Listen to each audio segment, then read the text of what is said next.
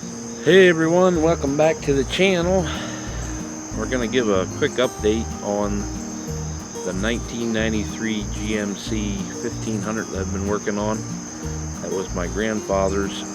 I've done quite a bit of work since the first video, so here's what we're looking at.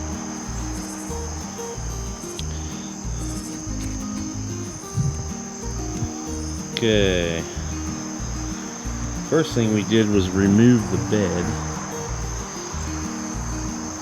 and expose the frame to see what exactly we were dealing with in terms of rust and if it was salvageable. It's looking at this point like I'm going to have to get a farm tag to put on this. I'm pretty sure some of this is not going to pass inspection. We got a thin spot right there on the top. These shock mounts are a little thin. And then right here, at this point right here, I'll find it right there underneath. There's a thin spot right there, similar to that one back there in the frame. It's not compromised anywhere. There's no holes in the main structure of it. But anyways, so we removed the bed. That was a family affair. Each one of the bolts come up in here. So there's 1, 2, and there's 2 in the back. Each one of those was Loctited heavily. So we got the bed off. Everybody helped. Not everybody. You didn't help? No. No ice cream for you tonight. Mommy told me to stay away. Oh, she helped by staying All right, away. let's flip it over. Yeah, we helped by staying out of the way. You guys want to come right here? Just grab the front. Over in.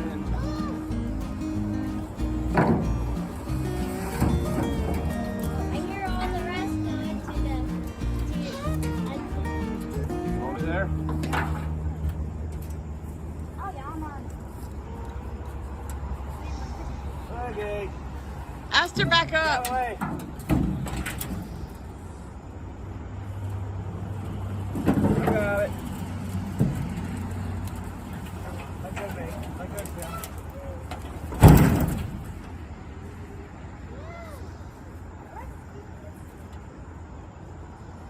Terribly rusty. Yeah.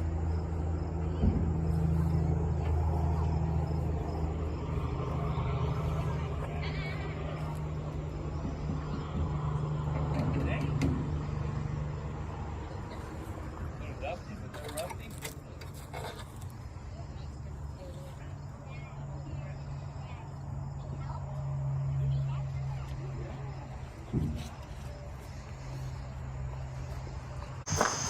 As far as the leaf springs, they all seem to be good. I did I put new U-bolts and brackets on the rear. They were completely rusted. You also see there's some new brake line on there, new U-bolts and brackets on both sides. The top of the tank has a pinhole in it that I'm pretty sure I can seal up with some putty or something. It's got a pinhole right here. I got most of the rust knocked off of that. And this, I was able to use some frame paint. So that's all done. On the passenger side wheel cylinder, the bleeder valve broke while I was trying to get it opened up because I had to put new brake lines to that side. They were rusted off. That broke off, so I did get a new wheel cylinder for that today, but I haven't installed it yet. Probably this being Labor Day weekend, I'm probably going to try to rip this wheel off right here and get that put back on. Other than that, the front part of the frame is good. Cab corners and rocker panels, I'm going to be cutting those out and installing a It's not a plastic, but it's something similar to plastic. I don't know what they call it, ABS or plastic or what. Basically a cover. So I'm not putting $4,000 in rocker panels on this truck. On the bed, gonna have to cut all this out here and putty that probably. I'm not gonna go too crazy with it. If it's just getting a farm tag put on it, but just enough so that it can be used and not look terrible. You can see the difference. We gave it a bath and that improved the look greatly. I mean, the whole thing looked like that and like that. You can see where it wasn't washed. Look at the difference from there to there. So the inside still smells pretty bad, but it does fire up pretty easily.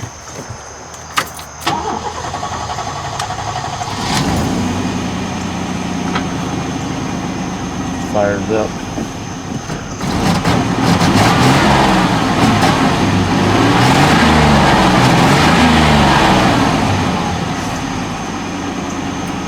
So that's all good. All the lights work. High beams and low beams. It has 58,314.8 miles, which isn't a whole lot for a truck of this year.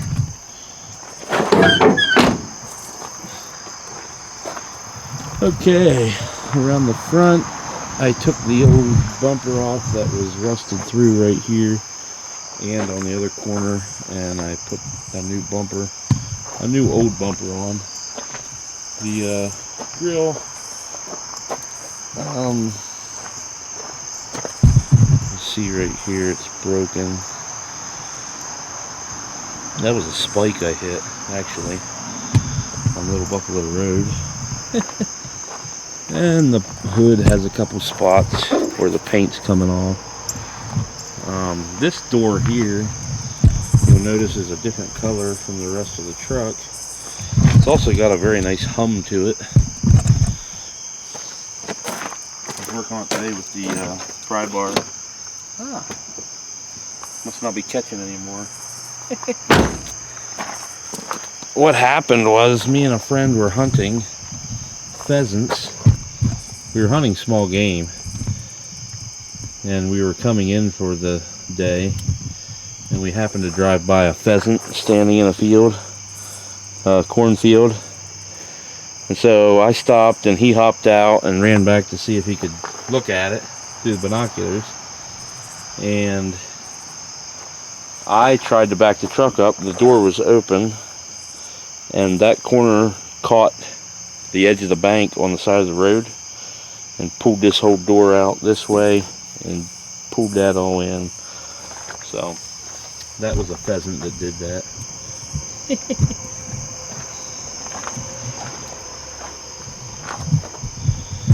But anyway, making some progress. Try to get that wheel cylinder replaced on Monday, Labor Day. Do a little bit of work. Other than that, I was kind of disappointed to see it rusted through and pretty thin there on the frame in a couple places, but still usable. I wouldn't hook up to a ton of coal in it and try to haul it. Put brand new shocks on it also. Let's see, those shocks are new.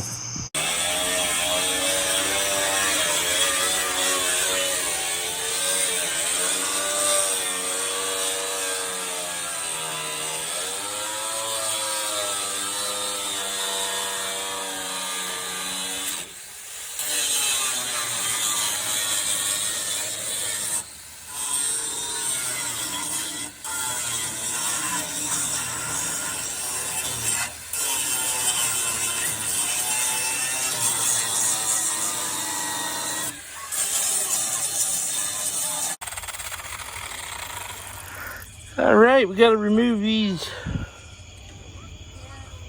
shocks because they are shot. So.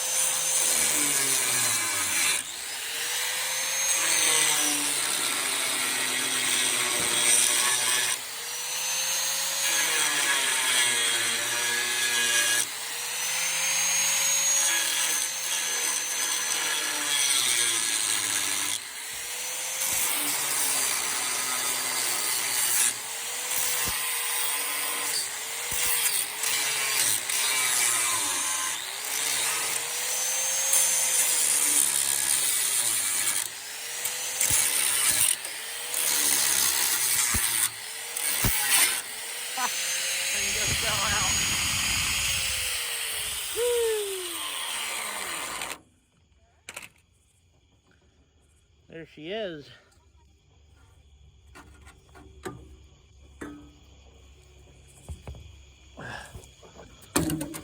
Oh, of course.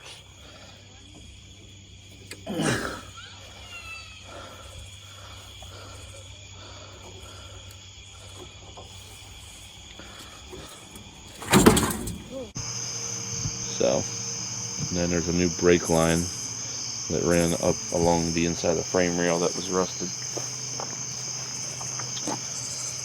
So it's coming together. This truck was my grandfather's, who passed it down to my dad, and then my dad passed it down to me. So I can get a 2-year farm tag for it and drive it only in the daylight within so many mile radius. I don't remember what it is, 10 miles or 50 miles, I don't remember. But if I can use it for dinking dunking, getting gravel, getting mulch, it'll be worth it. Probably the main reason why I wanted to get this truck back together was my grandmother passed away in April, so both my grandparents are gone now, and the family farm that I've been farming for the last 11 years is being sold, so I will no longer be a farmer after this year, as far as I know. And so just something to remind me of the past, I guess.